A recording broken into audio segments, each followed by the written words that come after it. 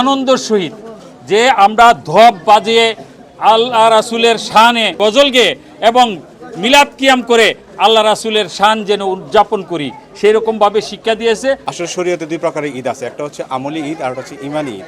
এই ঈদে মিলাদুন্নবী সাল্লাল্লাহু আলাইহি ওয়াসাল্লাম হচ্ছে আমাদের ইমানি ঈদ। যারা ইমানদার নবী প্রেমিক অলি প্রেমিক তাদের জন্য একটা ইমানের পরীক্ষা এটা।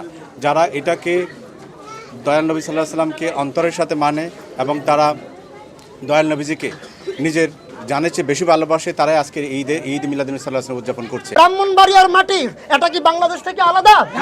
বলেন এটা কি বাংলাদেশের ভৌগোলিক সীমানার বাহিরে? এটা বাংলাদেশের অন্তর্ভুক্ত। সারা বাংলাদেশে সরকারিভাবে ঈদ মিলাদুন্নবী পালন করা হবে। ব্রাহ্মণবাড়িয়ার তারা কেন বিচ্ছিন্নভাবে এটার বিরোধিতা করবে?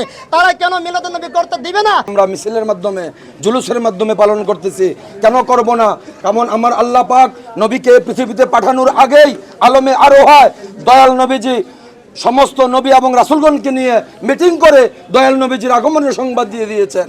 আল্লাহর হাবিব যেদিন মক্কাতুল মুকাররমা থেকে হিজরত করে মদিনাতুল মুনাওয়ারায় তাশরিফ আনলেন, সেদিন সেই মদিনা শরীফের যুবক বৃদ্ধ আবাল বনিতা সকলে, নারী পুরুষ সকলে সেদিন তারা দফ বাজিয়ে আল্লাহর হাবিবকে বরণ করেছিলেন। সেদিন তাদের হাতে দফ ছিল, অর্থাৎ বাদ্যযন্ত্র ছিল।